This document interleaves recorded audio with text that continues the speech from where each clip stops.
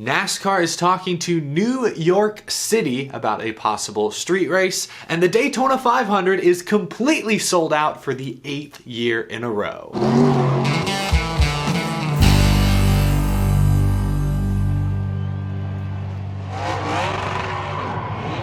How's it going, y'all? My name is Eric. Welcome to Out of the Groove. I hope y'all had a wonderful weekend, an exciting Super Bowl Sunday. We've got lots of NASCAR news to react to, but first, I'm wearing this special Hall of Fame shirt for a reason. This episode is sponsored by my friends at the NASCAR Hall of Fame, where the heritage of the sport comes alive, all while keeping an eye on the ways NASCAR continues to evolve and take shape in the present day and future. I'm wearing this shirt to commemorate Matt Kenseth's recent induction into the Hall of Fame. Right now in the Circle of Honor, Matt Kenseth, Herschel McGriff, Kirk Shelmerdine, the three most recent inductees, all have special exhibits. Also, the 5th edition of Glory Road is now open. 19 different cars to represent NASCAR's 75 years of people, of technology, of racetracks. I always look forward to walking along Glory Road when I first visit the Hall of Fame. As always, you can get behind the wheel of realistic iRacing simulators, you can participate in the Pit Crew Challenge, and check out many other interactive exhibits. There's always something new and exciting to see at the NASCAR Hall of Fame. Head to NASCARHall.com right now to book your visit. And while you're there, check out the gift shop. You can get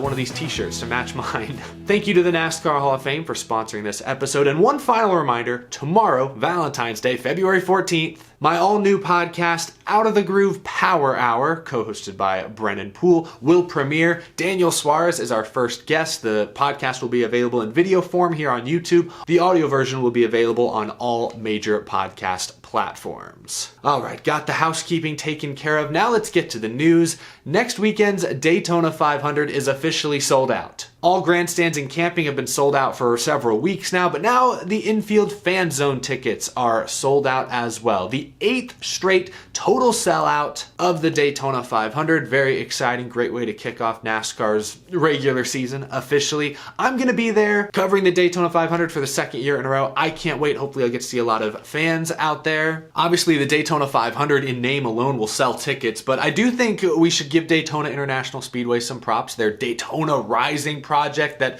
was completed, I think 7 or 8 years ago now. I think it was just in time for 2016, right? The start of the 2016 season. It's been a game changer. I think Daytona, if you've been, it's the nicest NASCAR facility on the schedule. When you walk through the gates, it feels like you're walking through a state-of-the-art NFL stadium. Other tracks, I've commended Phoenix Raceway's infield experience. Talladega did a pretty good job with theirs. Other tracks have made renovations, have made changes to improve the fan experience, but I don't think any come quite as close as what Daytona did to their main grandstands 8 years ago. I'm glad they're continuing to sell out the infield, sell out the grandstand, sell everything year after year. It's a big race. Daytona 500's always going to sell a lot of tickets, but I don't think we can look past the renovations they made 8 years ago as well. I think that is a factor. I've never heard a bad thing about Daytona International Speedway's amenities, and in this modern day and age, more tracks need to follow in Daytona's footsteps to the best of their abilities. In the modern days of comfy recliners and 80-inch televisions, you gotta make the at-track experience more fun, more pleasant, more comfortable.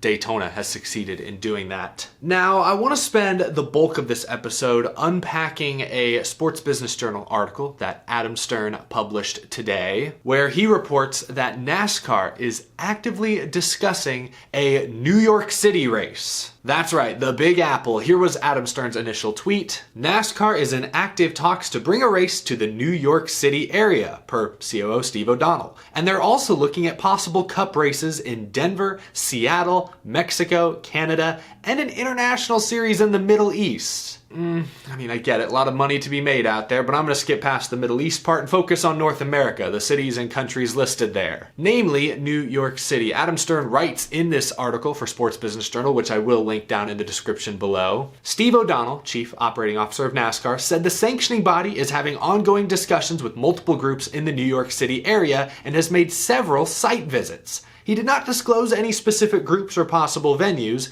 MetLife Stadium would seem like one of the potential options, or a street race in the city. Yes, the pipe dream of bringing NASCAR to the city streets of New York may be alive once again. I'll give NASCAR some credit. Back when they announced the Chicago street race, I said it then that it kind of felt like NASCAR got the last pick in the draft. Formula One had already selected flashy Las Vegas and Miami for their street races, and IndyCar had landed trendy up-and-coming city Nashville, Tennessee for the Music City Grand Prix. NASCAR in Chicago, replacing a popular Road America date, made sense to big city, Midwest, but in my opinion didn't hit quite the same way Nashville, Vegas, and Miami did for those other series. New York City, though, would be a huge play. That'd be pretty big. Biggest city in the country by far. Anywhere in that New York City area would be huge. Adam Stern mentions MetLife Stadium, which I believe technically is in New Jersey. It's on the New Jersey side of one of the rivers up there. I haven't been to New York in like 10 years, I'm sorry. My New York geography is not the best. I know where Central Park is because it kind of sticks out. There have been races held in the New York area. Formula E has raced in Brooklyn, I think, up until the last year or two. So a street race in some New York borough is absolutely possible, but I would guess a race around a football stadium or of a parking lot street course would make a little more sense. NASCAR President Steve Phelps has said that the 2024 schedule may be the boldest NASCAR schedule yet. This report doesn't surprise me. I like the idea of racing in New York, but personally, I find some of those other cities and countries listed a bit more interesting. Seattle, Denver, obviously not nearly as big as New York City, but they're in a region, the Northwest, Pacific Northwest, that NASCAR typically has not ventured all the way out to for, good reason. It's a long way from Charlotte. It's about as far as you can get that isn't Hawaii or Alaska. It's a trek through mountains to get out there, but as we saw last year when NASCAR brought the Xfinity Series to Portland, the fan support was there despite lousy weather conditions. If they bring the Cup Series to Denver or Seattle or Portland, I think the response will be at least whelming. I'm not going to say overwhelming necessarily. It might be, it could be, but I don't think it'll underwhelm. I think it will at least whelm a sufficient amount. So I wouldn't be opposed to any of those cities. I'm more interested perhaps in Mexico or Canada. NASCAR's raced in Mexico City before. They could bring the Cup cars down there and compete on the F1 circuit, no doubt. Canada, Circuit Gilles Villeneuve, that has to be in NASCAR's plans at some point. It want to engage that very active Canadian fan base. Montreal, that circuit is built for big league racing. NASCAR could absolutely put on a good show there. I mean, they have. The Xfinity cars have in the last 10, 12 years. When did they last race there? Like 2012-ish? I guess what I'm saying is I would like NASCAR to first look at proven road course configurations.